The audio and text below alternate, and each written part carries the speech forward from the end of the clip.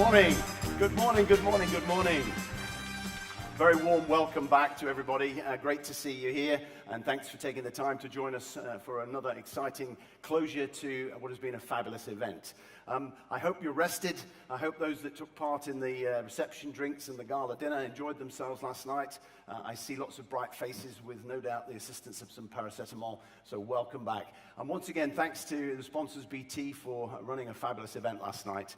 Very much appreciated, and I know on behalf of those that attended, it was a fabulous activity.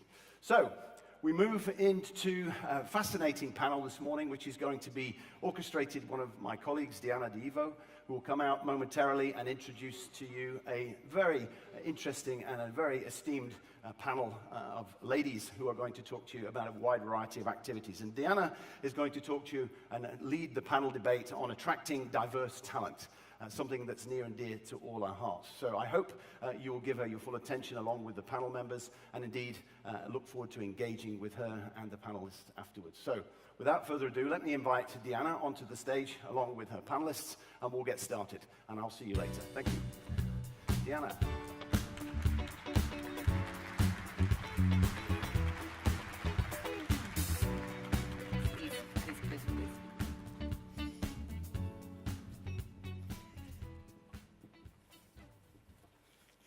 So good morning, everyone, and welcome to this first panel of the last day of the NATO Information Assurance Symposium. As Matt has anticipated, my name is Diana DeVivo. I'm part of the Executive Management Office of the NATO Communication and Information Agency, and I'm delighted to moderate this panel today on attracting diverse talent. I'd like this panel to be an opportunity for all of us to reflect upon a fundamental question, which is the underlying theme of our debate today. And we're going to talk a lot about it through different angles with our speakers on the stage. And the question is, how can we really build a workforce that is actually fit for purpose to meet the challenges of an ever-evolving cyber and technological environment that is actually evolving at a high speed? And in analyzing this question, I would like this panel to be also an opportunity for us to share, because this is what we have done here in NIAS in the last 2 days. Best practices, good initiatives, and successful ideas that you have implemented in your own environment and in your own industry and can be of inspiration for all of us in the room. So that's where you come to place too. So we have 1 hour. I'd like to secure enough time for questions. And with no further delays, I'd like to introduce you to our speakers today. We have the pleasure to have Sofia Tenreiro, General Manager of Cisco in Portugal, Mary Ronan, HR Director, Europe and Africa at Symantec, Oishi Deb, Software Engineer at Rolls-Royce, and the STEM Ambassador and Skywoman in Tech. And last but not least, Linda Aiello, Salesforce Senior Vice President and International Employee Success. So I'd like to start this panel with some data. I call this slide the battle for tech talents, stealing a quote from the CEO of Spotify, but I should have called it instead the shocking truth, because what this slide is telling us is that by 2030, we will have a global talent shortage of more than 4.3 million, and there's going to be a huge financial impact on this talent shortage, which is going to reach $450 billion, which is a pretty striking data, actually. So this brings me directly to my first question to the speakers today.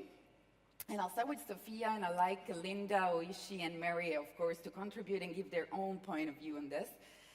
So my question is, as the cyber and technological environment evolves at a high speed, what are the challenges, but also what are the opportunities that you see in building a workforce that is actually fit for purpose? We'll discover that some of the challenges today actually are opportunities. So, Sofia, you have the floor. Thank you. Well, good morning. It's a pleasure and an honor to be here, so thank you very much for the invitation. I mean, as you mentioned, the world is evolving, and if we have today 50 billion of equipments that are online, in 2030 we are estimating to have 500 billion equipments, which is a big threat. I mean, we know that today, for instance, this year there were some militaries that were running in the middle of the desert, and because of their wearables, they were tracked by the enemies. And so So something as innocent as your wearable that tracks your steps, it represents a threat. And on the other side, what we are seeing is that the attacks are more sophisticated. They are using encrypted data. They are using also artificial intelligence, and it's an unbalanced war, right? Because the attackers need only to succeed once. We defenders need to succeed at 100%. On the other side, if we compare the value of the cyber war, it's around $6 trillion currently versus 3.7 of the IT investment. So it's clearly an imbalance. And on the other side, we are suffering also for a big talent war, because you mentioned the numbers. So we need, and it's a responsibility of each one of us to train more people, not only to attract the younger ones, but also to train and to do more events like this one, or more initiatives like the military academy in Portugal that has a lot of different courses. Well, actually they're working since 20 years ago on this, but they have a lot of different courses that not only help the people that are already in the industry, but also rescale the people that are in other industries. And we need different people, diverse people, to deal with this. So I think that more and more we need to not only to focus on the cyber security people, on the industry people, but also to look to other areas and to get and attract more. And we need, this is our responsibility, to show how exciting it is to work on cybersecurity and how impactful you can be, not only in your company, in your country, but also in the world. Oh, thank you, Sofia, for this first comment. And thank you for highlighting also the need to attract people from different sectors and different areas into the cyber and tech environment. And I think Mary would have something very interesting to say about this, because you have experienced this already, right? Yeah, absolutely. I think it goes without saying, I think we've established the rationale for the need for diversity. Recent Deloitte studies would indicate that over somewhere in the region of 65% of candidates look to the board and the diversity of the board in terms of making a decision about who they're going to, which company they're going to move forward with. There are some metrics around diversity which are very important. Measuring it is very, very important, but equally it's about inclusion. So it's about creating the atmosphere. And there's some studies around when people feel that there's truly an investment in diversity. It's also diversity of thought, and innovation increases up to 83% on that basis. If I feel like my insights and my vision and my perspective are genuinely invited, and they're different, and there's acceptance and welcoming around the difference of thought. So Symantec have been doing obviously lots and lots of work. Greg Clark has signed up for the CEO for Action around diversity and inclusion. He has a great quote: diversity are the metrics, inclusion is the culture. But we're also looking at diversity of thought, and what I mean by that is cognitive thinking. So there are two kind of key areas that relates to. That's your process and how you process information, and it's also your perspective and how you view the world. And recent studies would indicate that regardless of gender or ethnicity, culture, etc., when you have groups with diversity of thought, you see significant uplift in ability to problem solve. Studies say that when you see a deviation of between 25 to 30 points, you see a significant ability to problem solve, somewhere in the region of 40 to 50% higher in terms of ability to problem solve.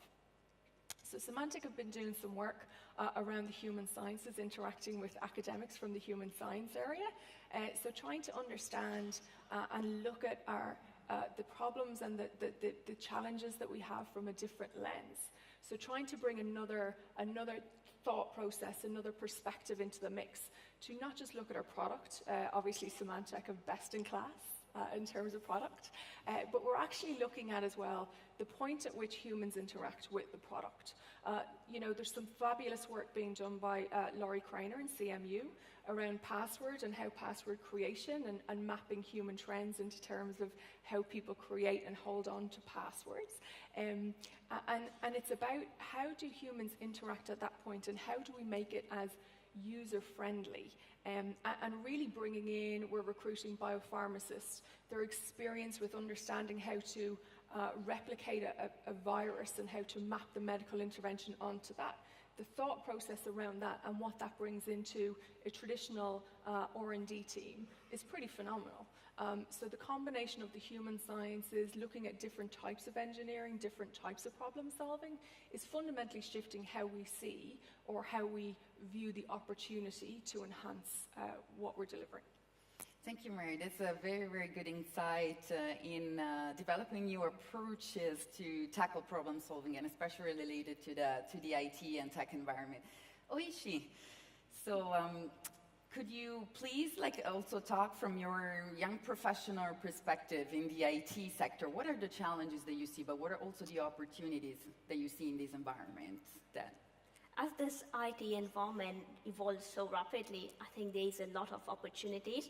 And with opportunity, there always comes a challenge. And for me, the opportunities are, there's a lot of roles available. There would be roles which never existed 10 years ago. Now, in cybersecurity, there would be roles like machine learning and artificial intelligence, and that's something I see as an opportunity.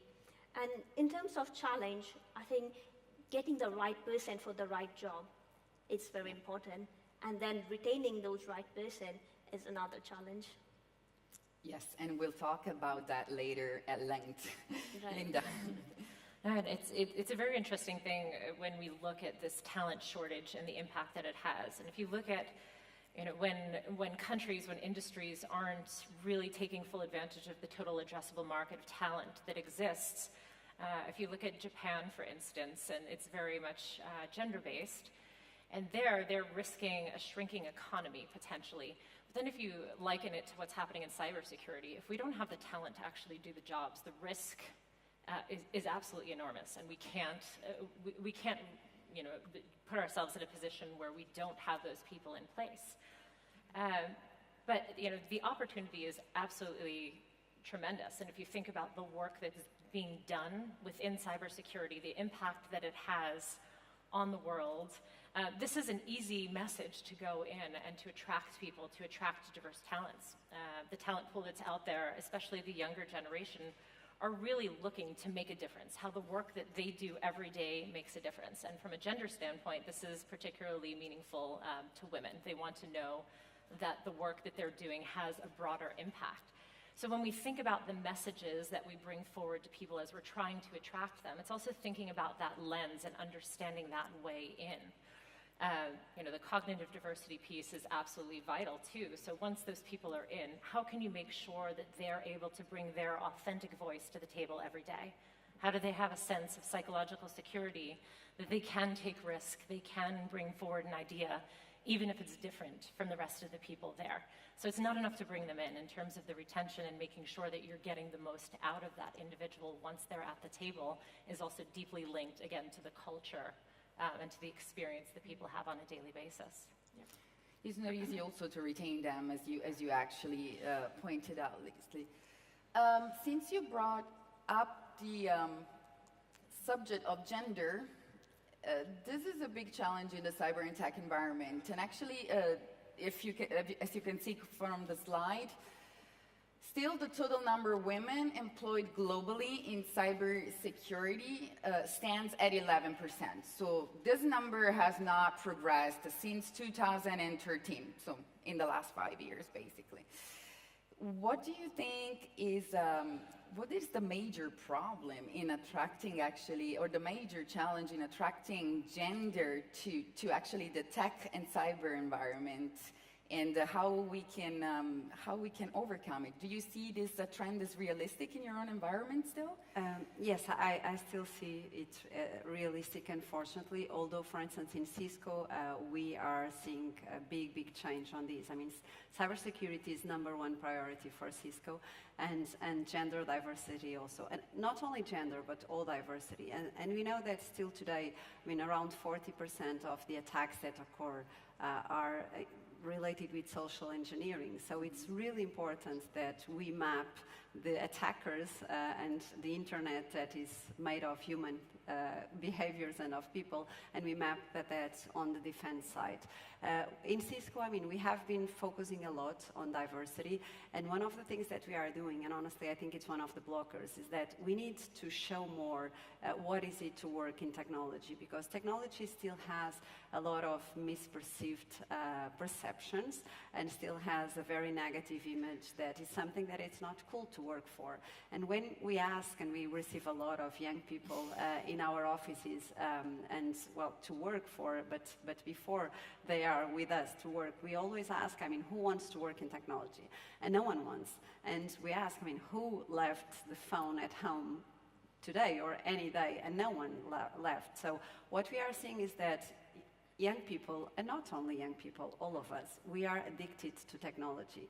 We love to use it, and we think it's really fun to use it, but we totally separate the usage from the creation.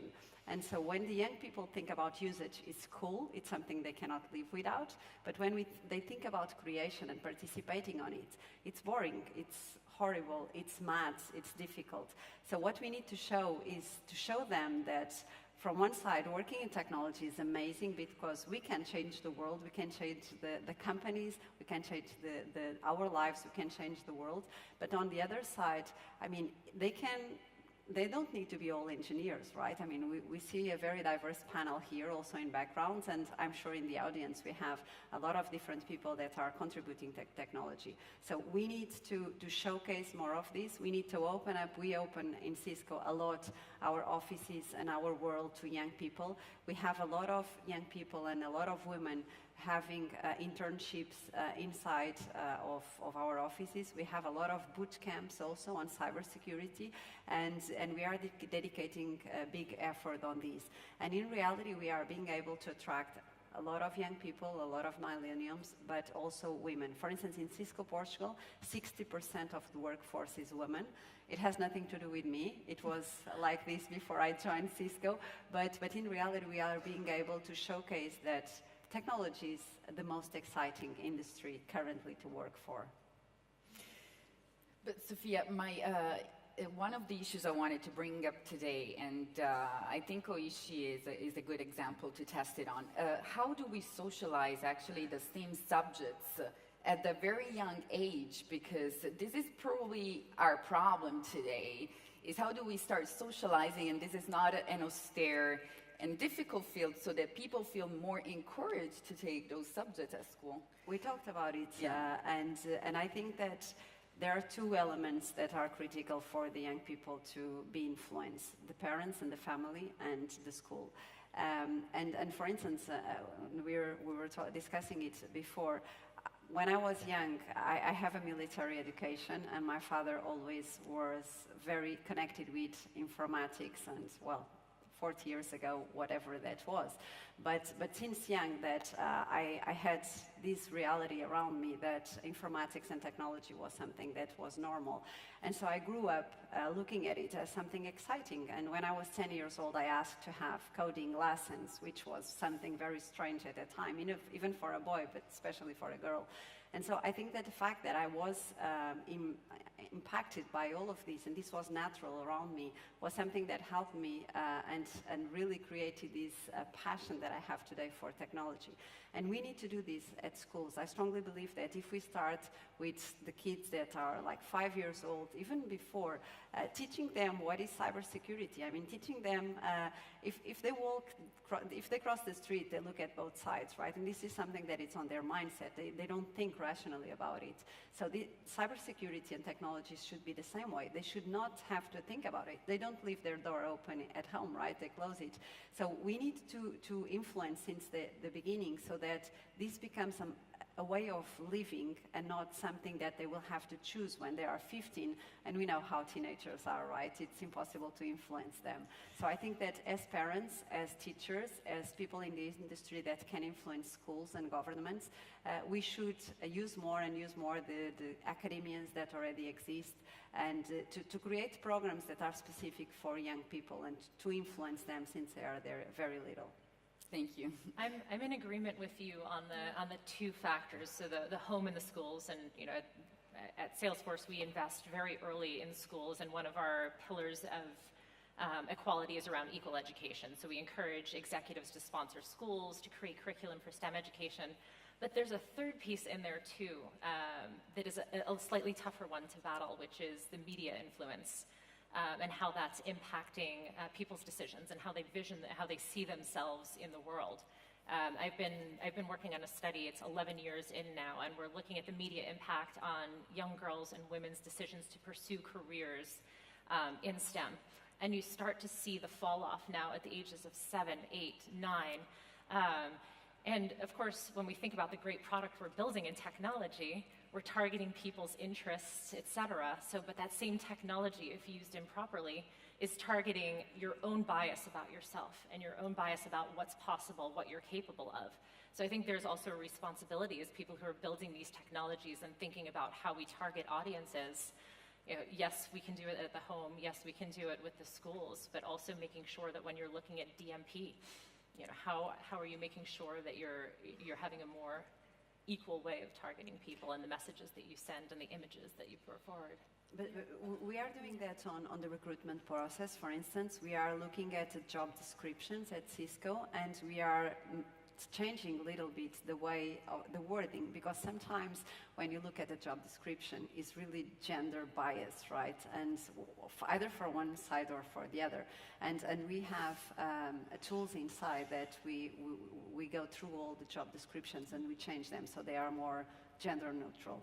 I think the candidate profiling, it's really interesting. We talk about the diversity piece in two fundamental ways, attracting and then retaining. I think retaining is very much about culture. Attracting is about the metrics around your D&I agenda. Have you got visible leadership in that space? What are you speaking to as a brand? And having ambassadors internally speak to the market too. But in terms of the attraction piece, absolutely the job description is fundamental. That's the baseline, right, in terms of how you start to change the conversation. But equally back to, on a very basic level, we all operate in a space of functional bias. That's essentially we recruit on our own image. Whether we like to say it or not, we do. And that's also, again, the cognitive piece. We relate to people who think in the same way. We relate to people who look the same way, who maybe went to the same university. I'm sure we all have graduate programs that recruit from the same university grouping, same courses sometimes.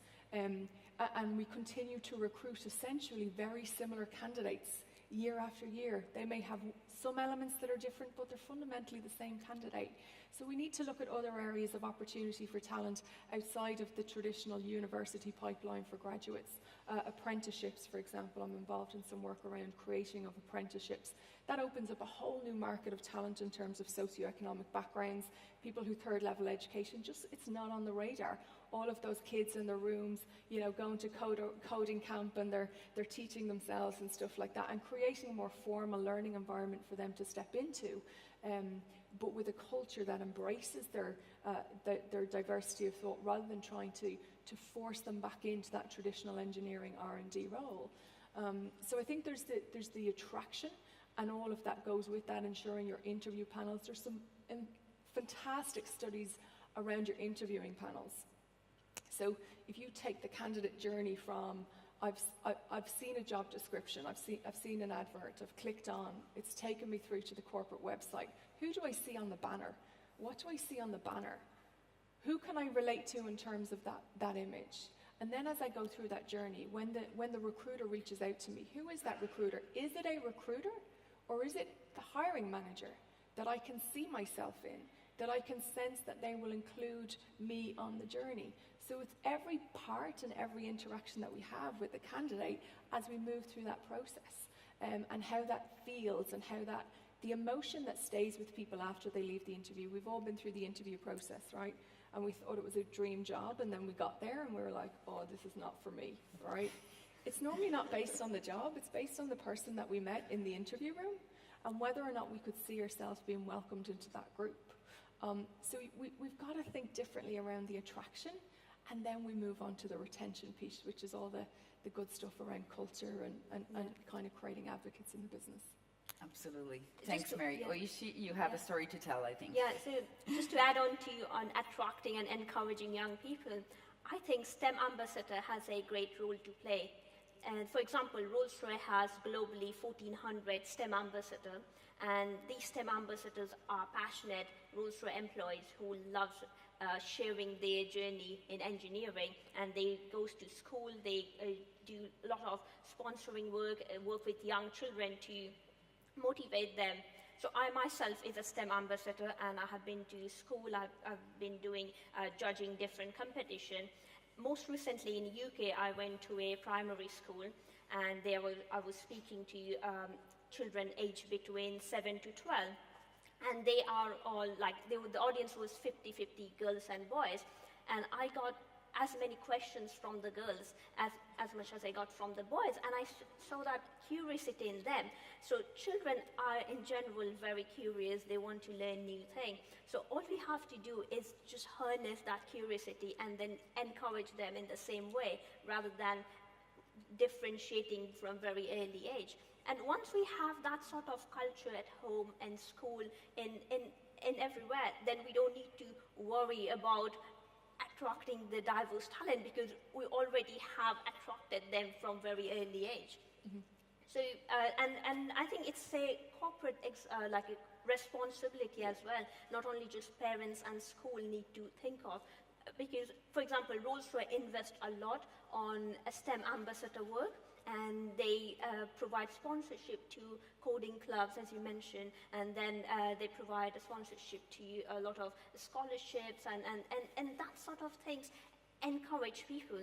And then once we go to university, it's very important that there is a lot of opportunities to go and actually do some hands-on work. So when I was studying at University of Leicester, I actually did a one-year placement with Rolls-Royce. And that was something attracted me to go back and do a graduate role now. So I think opportunities from the corporate, like internship and graduate role, are very key in attracting people very early on. So you think that the cyber and technological environment should develop deeper, more profound links with universities in a way to diversify also the channels of attraction. Are you doing that in your experience? Yes. And is it effective? Do you find it more effective? Yes, to attract the right people? It's very effective. We have, in Cisco, we have the Cisco Network Academy, which is an academy we make available for partners, specific partners. I mean, we have very strong partnership with NATO for its importance also in this education area and with the military academia in Portugal. And it's very important for us not only to take the graduates out of university, but also to take these other professional courses that we need to get these youngsters out of. And so we are partnering a lot with them, but also before. So we have, for instance, we had last year a contest, a worldwide contest to target women. And because we know that there's in certain countries, women give back, they don't continue their studies after 14, 15, because they don't think they are good enough because of the culture. And so what we did was we tried to incentivize these girls to make their own projects, and we gave them money for them to be able to continue to develop these projects. And there was a huge, number of girls from all around the world that really wanted to participate. Of course, this differs from countries. For instance, in Portugal, there are more girls than boys in universities. So hopefully we'll be able to attract them for STEAM. But yes, I mean, to your point, we are partnering a lot with universities to guarantee that we have these young people coming out of universities. And we are attracting them a lot. Even, for instance, we have in Cisco Talos, which is a threat intelligence group. It's a group that surveils all the attacks, and they discover 1.5 million different pieces of malware per day, and they block 20 billion of threats per day, unique threats per day. And so this is a super specialized group, as you can imagine, and we are being able to attract young people for this group because they're like the hackers for good, right? So it's something that it's a motivation, it's a passion, and to your point, point before, I think the media has a lot to play on this, because when we think about the movies and the soap operas, I mean, if they target more and if they use women and young people as role models on these type of roles, they will be able to be, to be advocates for all the other young people that really will be attracted for this type of roles. Thank you, Sofia. Yeah, it's very important to have a visible role model, and so where people can relate to themselves. Because if we just focus on one criteria, then we are missing out with the rest of the audience. I think in an ideal world, our education system will be built for the purpose of addressing the talent shortages that we're predicting. I think the reality is somewhat different. I think it's a journey, and I think it's an evolution. So I think there is a responsibility on the organizations who will be utilizing this talent, the organizations who see the need for it, that we have a very long-term strategy on this. This is not a 2-year plan, a 5-year plan, a 10-year plan.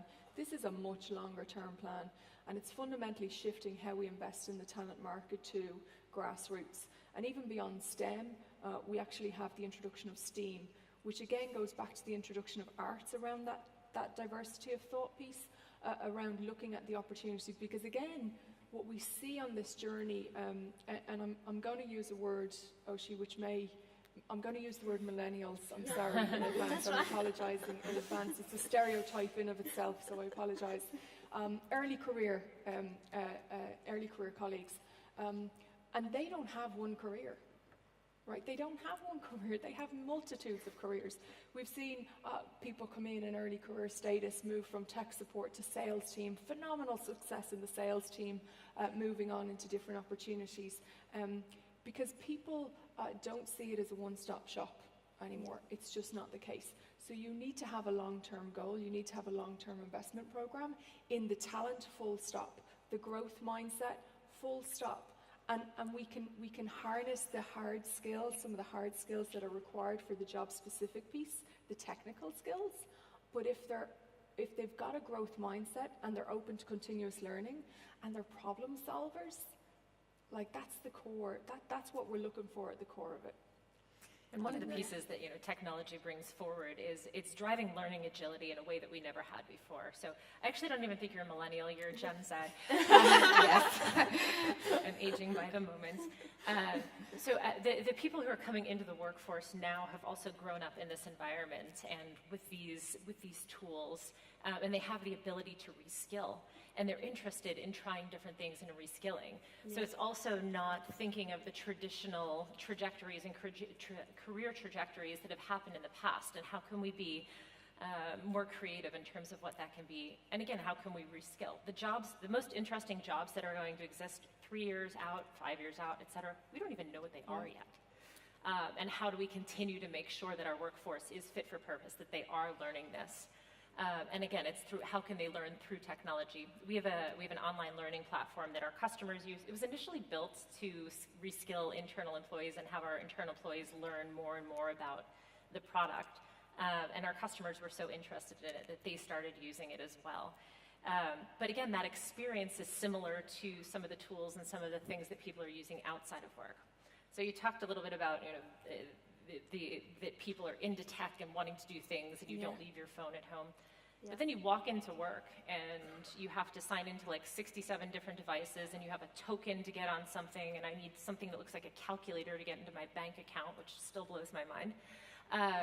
But how can you create an experience inside the workplace too that represents what the outside of the workplace looks like? Because again, that continues to feed that innovation, that experience, and it also makes it more attractive for the individuals who are in there.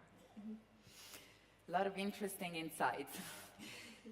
Since we talked about the millennials, we're going to address the subject now. This slide shows you that 2 in 3 millennials are expected to leave by 2020 the current organizations they're employed with. And the percentage is very high because it's the 66%. So my question to you today is, since this is a big challenge for the, at least it is projected as a big challenge for the tech environment, but we'll discover more about that. It's not probably really a challenge, but it's an opportunity.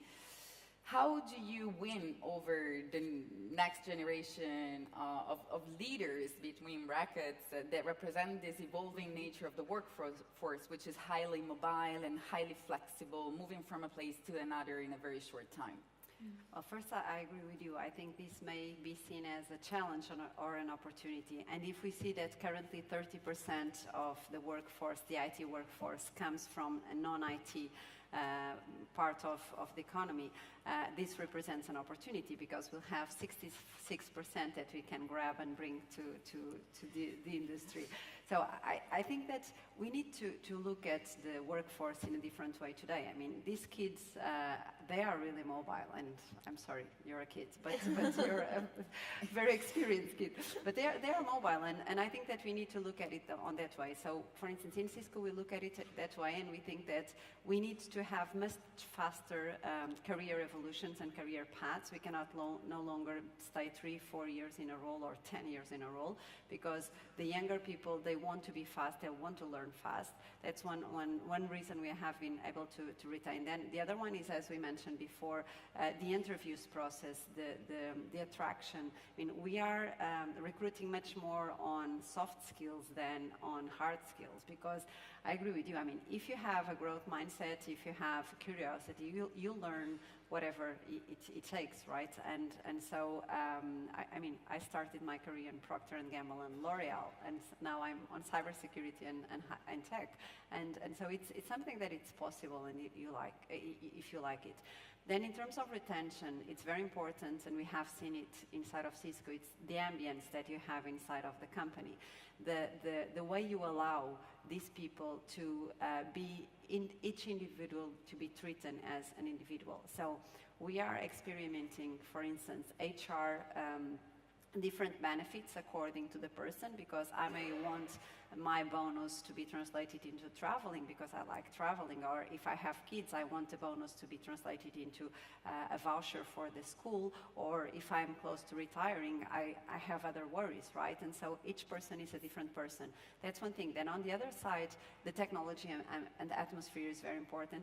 These people are used to, everything is done in a screen. So if you go to a company that is not totally into technology, they will be frustrated because they have more technology and they have a much funner and more productive way of life on their personal life than on their professional life. And the last 2 points is, first, we give a lot of space for them to pursue their passions. So there's a lot of different groups that are formed inside of Cisco that are there are some around gender diversity, how can women have a more active career, inclusion and collaboration, civic council, cybersecurity, languages, exchange of languages. So each person can pursue their dream, their passion, and can connect with people that are close to those passions inside of the office. And last one, that is one of the most important and has been one of the biggest retention criteria, is the flexibility. So everyone can work in a very flexible environment, so we don't have schedules, we don't have to work in our office, we can work from the beach if we want.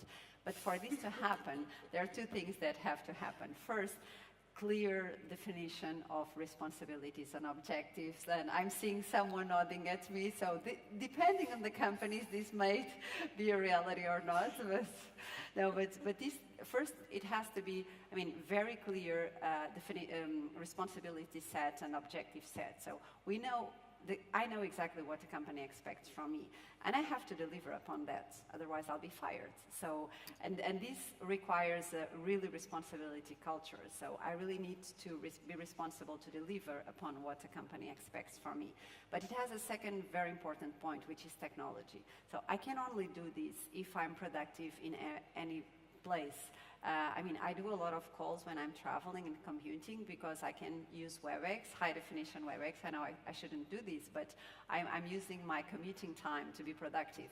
And I can have high quality video whenever I am. And the fact that we have collaboration tools that work and that are productive help me to be flexible and mobile and to work from wherever that I am. And this is very important for the young generation. Well, actually, it's not only for the young generations. This is very important for every single generation.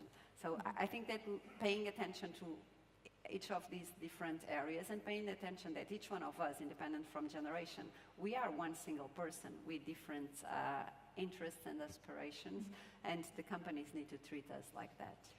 I wonder if we ask the question about leaving the job or leaving the organization, and the reason I ask that is studies will show more and more that compensation comes down 3 or 4 in terms of the motivational requirements, mission and career opportunities and opportunities to expand their skill set is coming up in 1 and 2. Mission being essential. Do you know what your mission is? Does every employee on the floor know what their mission is? Do they know what they are there in service of? Whether they're logging on the beach, whether they're logging on at midnight, whatever that looks like. Do they know why they're doing it and how they contribute to that? So mission is essential. Once you have people galvanized behind mission and then you open up the opportunities for them internally, it dramatically increases the ability to retain because you're offering them that journey internally. You're not losing the skills, you're not losing the knowledge, you're not losing the passion, you're just using it and utilizing it in different ways. So yes, benefits are essential to that, not just traditional benefits, flexible benefits. More and more organizations are using a menu style. We'll commit 10%, 15% of our budget to benefits. You tell me what you need, more and more so. Remote working. Within the European region, Symantec have somewhere in the region of about 40 to 50% of our employees are remote-based. That's phenomenal. But that then translates in terms of our retention and also our talent crossing into other areas within the business. They stay with us, they enjoy the journey. But you've still got to make them feel part of the mission. So when we take on an employee who's taken on a remote role, what's different for them on the Friday when they stopped working for somebody else, and the Monday when they sit down at their desk at home with their cup of coffee and they start for Symantec? What's different? Well, what we do is we send them a box that will have a t-shirt with Symantec on it and a mug with Symantec on it and a mouse pad with it. So they set themselves up. I am now Symantec. This is my brand. And we also create our programs to identify that large footprint that are not office space. So even traditional initiatives, I think we're all bought into the idea of corporate social responsibility. Symantec have a phenomenal program which commits a multitude of elements, both time and monetary. One of them is 5 days per year. Employees get to go and support the initiative they're passionate about. So they identify where they want to spend their time, where they want to volunteer, who they want to volunteer for. We will not only pay the employee, we will then commit dollars for every hour that they volunteer, and they get to choose. We don't want to harness, we want them to chase their passion. We want them to support their passion. Again, trying to tailor a program to the fact that 1, they're remote, and 2, they're already probably very actively involved in their community, and how do we reinforce that? So we're really looking at the whole of the employee and knowing that if we support them in other areas, financial well-being, healthcare, all that good stuff, they come to work focused and ready to go. Yeah, I completely agree with you, what you said, and I think it's very important to have all these facilities and flexible working hours, because a lot of time parents have to deal with like the timetable of their children, and it's very important to have those flexibility for them. Mm-hmm. But I think it's important for millennials and also the new generations, because sometimes we do understand that they respond to different sort of needs than the older generations, like feeling part of a mission, feeling they're contributing to something bigger. So I think this is also equally important, also at the same time, the flexi time or flexi Yeah. hours working on the beach, I would say, like, that would be And paradise. by the way, if you were recruiting for a role but on we're still not there, but I think for the young people, they really want to grow and they want to develop their skills. Absolutely. And when employers are investing on developing their skills, so the employee won't leave the company because they want to develop their leadership skills. So I think it's very important to have some sort of leadership program for early career people. They need to have a lot of opportunity where they can network with like senior members within the organization. For example, at Rolls-Royce, Rolls-Royce has a collaboration with IET, the Institute of Engineering and Technology, and they provide mentors where they're helping young professionals to get chartership. And I think this is a very good initiative to start building up those experiences that they require to become a chartered engineer.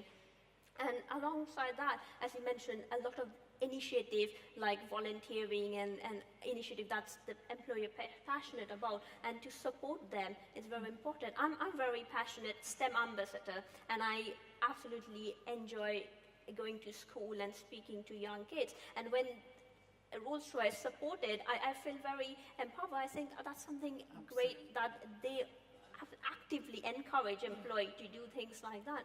And when we have all these opportunities, then we would generally won't be leaving the company.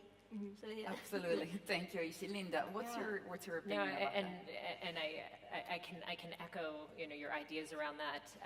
It's really the importance of the mission and what I'm contributing. When we think about our goal setting throughout the course of the year, we use something called a V2 MOM. So you talk about vision, values, methods, obstacles, and metrics. Mark Benioff sets his. He works with his leadership team. And during our kickoff conference, we actually broadcast it. So in complete transparency, all of our employees throughout the world are watching this live streamed. They can actually comment and ask questions live. We see it come through on Chatter and challenge the objectives that we've put into place. So they've already fundamentally agreed to, okay, this is what the organization is going after. And then we trickle down in terms of each person then creating their V2 MOM. So they understand how exactly what they're doing is contributing to that end piece, and they've had a voice in what that end mission is.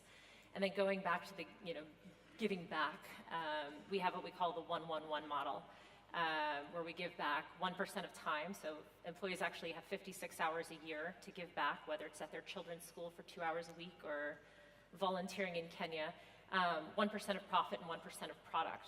So when we started 19 years ago, almost 20 years ago, and we had this built into our culture and into our values at that time, well, 1% of profit, well, we had no profit, so it's fine. 1% of time, we had like 5 employees, all right, we can do that, and 1% of product. But now we're at 34,000 employees. And if you've watched our stock price recently, it's doing okay. So you see the impact that this has as it grows over time and how you really create this momentum. My career was mostly in luxury retail, and I joined the tech industry. Actually, when I was hired, I was working for Uber, and they hired me, and there was an article in the Dutch newspaper that said they hired adult supervision. So it was well into my career when I joined there. But I didn't come from technology, and somebody took a chance on me because I had a passion about this, a curiosity, and that's it. Like, if an individual is passionate, curious, can you reskill them? Can you teach them? Can you connect them? And that's how they get this level of stickiness to an organization, and how you keep them. And then on talking about some of the flexibility, how as leaders are we making sure that we're giving our people permission to have this flexibility? Because it's one thing to say, okay, this benefit exists, you can work from home, there's second caregiver leave, paternity leave for 3 months. Is anyone taking it? Are they seeing examples? Do they feel like they have the permission to have this flexibility? And for us, we have a lot of leaders. We have our president of international distribution took a sabbatical this year for 3 months. And you know what? The world kept spinning. We made our Q2, no problem. And it was very empowering, but it was a great example for us to say, even that person needs to step away and feed themselves a little bit. So having those examples in there and that permission is important. Thank you. Thank you for the very inspiring insights. I'd like to take some questions from the audience. If anybody has questions, I'd like to ask you to keep it short so we can allow everybody to intervene. Any question? Jonathan, you're the brave. Matt has abandoned me, but he has, yeah. Let's try to do this. Yes. This is the mic. Okay. Thank you.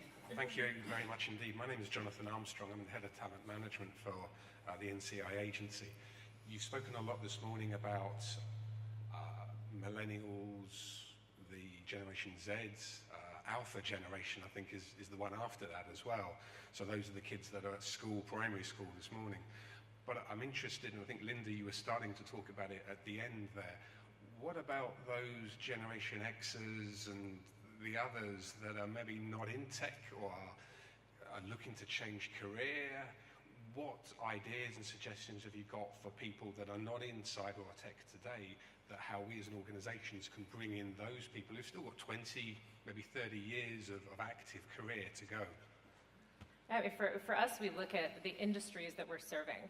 So we're a tech company, that's great, but we're not only serving tech customers, we're serving the public sector, we're serving B2B, B2C, automotive, pharma. And how can we think about, and again, you come back to that total addressable market. So when you look at women in technology sales in Europe, it's 27% of the population. So, okay, are we always hiring at that? But how can we expand that TAM? How can we look further to make sure we're reflecting our customers, we're reflecting more in society? And we need those pieces of expertise. So it's really targeting and saying, actually, we need you. We need that different point of view. We need that understanding of that industry, of that customer inside here. We can teach you the tech part, or actually we have a lot of people who know how to do that. But what is that different piece, that different lens that you're able to bring in? And we actively target them. We actively target not only people coming out of school and graduate programs, but people that are well into their career. We have a program where we're actually actively targeting people that have long-term healthcare issues or terminal illnesses, where they still have something to give and they want to continue to work, and many times their companies make them leave or put them out on leave. But they have expertise, they have something that they can bring to us. So how do we make sure we make those connections with those individuals and bring that in? We go after it. We're very intentional about these things, and that's it. You can't be expecting, okay, it's gonna happen, it's gonna get better. We've been working really hard to increase the number of women going through STEM programs in universities. It was 38% in 1983, and now we're looking at 16% coming out. So it's that intentionality around there on all of those factors. Mm-hmm. Just to add on to that, we don't need tech background to work in a tech field. So anyone, you don't have to study computer science or engineering. So as you mentioned it before, as long as we have the passion, anyone can go into that sort of field. So anyone who got 10, 20 years of experience, it's never too late to start a tech career, as long as different companies has a returners program, returners to tech or starting tech program, and it would be all fine. For example, Sky does a few program called a returners program, and they also do some program like Women in Tech, and all these people don't have a tech background, they never studied tech subject, but they get a 3 months of training, and then they actually start working in software development, and that's a great example, and I think a lot of companies can start doing that. Mm-hmm. Yeah. But for this to work, we need to risk, and we recruiters need to be willing to take a chance, like they took a chance with you and they took a chance with me. I mean, I hope it worked out for them. No, but it's true, and I think that typically, and as we mentioned before, we recruit people that are similar to us, or we recruit people that we expect on the next day that will start delivering upon the results. And for this to happen, we need to be willing to invest on people and know that on the next day, that person will maybe not be performing as if we would recruit someone from the IT industry exactly for that role. But in 6 months' time, that person will perform much better and much more, and it will impact much more the organization as a whole. So I think that recruitment piece is really critical and risking, but also on the other side, investing on training and investing on reskilling people and on really helping people that are on totally different industries to get digital skills. Also because I always say we will be living until 130 years, but we will have to work until 120 probably. So we will, in 120 years, I mean in 60 years, in 70 years, we don't know which jobs will be. So we will have to learn until the rest of our lives, and we need that. And we need to use more the academiums that exist to continue with this learning process, and companies, fortunately like ours, that have internal trainings, and we need to help people to continue to do this. But basically, I think that the critical point is the risking on talent that is out of our industry. And telling people, we want you. We know you're not in our industry, but we want you. Yeah. You're not a risk, actually. Yeah. You're important to us. Yeah. Thank you, Jonathan. Are you happy? Any other question? There is one behind. It's okay. Thanks, Rosa. Thank you. Hello, so I'm Rosanna Kerr from Cyber Wayfinder. We actually run a training, mentorship, and job placement program for career transitioners into cybersecurity. The challenge I often encounter is that the security hiring manager understands that alternative profiles can bring value to a team, but then his or her challenge is to convince the human resources officer, who is just stuck with a checklist. These are the qualifications we're looking for. And so I find myself having to convince two different people, the security hiring manager and the human resources officer. And this can take a while, but once you've got one person in that company who has this, let's say, alternative profile, then you got your foot in the door. But before getting into that door, it really is a struggle to convince, because I know these people are not risks, but they're perceived as risks, and nobody wants to take that risk internally and, be known for that. So, and also I find that HR officers are not aware of non-traditional training programs like hacking boot camps or coding boot camps or training programs outside of the university. So this is like I guess in the tech field, or if your company is big enough and is mature enough, but smaller companies don't have that maturity, and then I find it's a struggle. I think in any, thank you first off, I think in any space within an organization, large or small, you have varying mindsets within the organization, and I think there's a responsibility on those who understand it and who get it and see the value in it to advocate and speak to it again and again and again and again.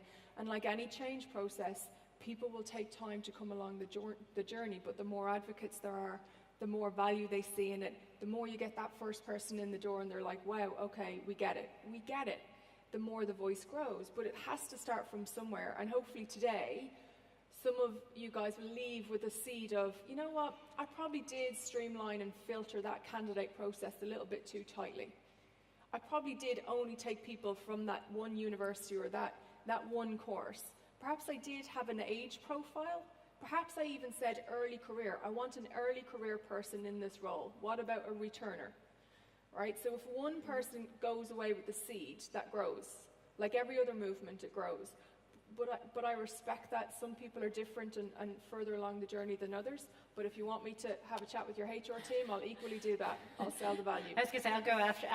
I'll have a chat with them, talking through, thinking about competencies, and then I'm a big fan of data. I always am able to prove my missions, prove my correlations and causations on data studies. So to be able to look at that and to think, okay, what are the competencies that are in there? Not what are the past experiences necessarily. What are skills, competencies? How can we test that during an interviewing process? And really being dedicated to that. And you're actually able to, if you monitor that, you're able to see who in the organization has biases in the interviewing process.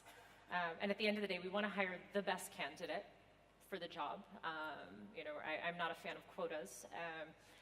But as long as we link back to, okay, they have these competencies, these can easily be taught, et cetera, and use that data to prove back, to show X amount of months in how that person that was let in was able to be successful, was able to bring something different. But yeah, Maria and I will have a conversation with your CHR. And on a very short-term practical, idea, just try that the panel is as much diverse as possible, because if you start, there will be a lot of people against the HR, and if you get a lot of diverse panel, young people, women, different backgrounds, etc., you'll have a lot of people defending. You'll have superheroes defending your idea versus the HR person. And I'm also available to speak with your HR. Actually, I think that we need to speak more, because if we share these examples, these things that really work, and we support it with data, in reality, we'll speed up this transformation. But it's a transformation, and people are always afraid of taking decisions out of the ones that are traditionally accepted. I think we're unfortunately running out of time, but I'd like to ask you at 30 seconds, one key takeaway about our debate today. Something you want to stress again, or? I would say two things. One is risk, and the other one is outspoken. We need to share more about good cases. We need to share more about best practices, about the trainings that exist available. We need to share more about what is working, so that we can increase the confidence of people, so that these people then risk the most, because we need to map with our talent, with what is out there, either our customers, either our attackers, and we need to force that, not with quotas. I agree, I hate quotas, but I think that we need to speed up that change. Mm-hmm. Thank you, Sofia. I think for me, I'm a big fan of small choices, big changes, and you've got to have an eye on the prize in some systemic and framework structural changes. But equally, my ask would be for every person in the room, if you've got a vacancy in your team, go away and challenge yourself about, have you have biases in terms of who you think? Have you already pictured the person who's going to fit that role? If so, set them to one side. Review the job description, focusing on the competencies. What do I want this person in terms of mindset, in terms of solutions focused, in terms of problem solvers, all those good things. Go for that. So that would be my one ask. Make some small choices and you'll see the big changes, and it will grow from there. Yeah, I would say inclusion, and inclusion starts with I, so it means it's our responsibility to make the place inclusive. And the second one would be to give back. So each one of us has to think that how we can give back to the community and create a equal environment. I would say, know that this is a long game. This is going to continue to adapt and adjust. We're not going to stop having this conversation ever. It's going to be on a different axis probably at some point in time. Know your own biases. Make sure one of your colleagues knows those and helps call you out on them. Have an ally to help you understand these. And also make sure that your people that you bring in understand the purpose that they have in their role, and how they are changing the world. Your companies and your employees are truly changing the world, and that's a sexy job. Use that to your advantage, and think about how to remarket that a little bit to really increase that for your organization. I'd like to thank all of you for being here today, really contributing and guiding us through this discussion, and a big applause to the speakers today. Thank you for your ideas, your insights. Thank you for being here. Thank you so much. Thanks.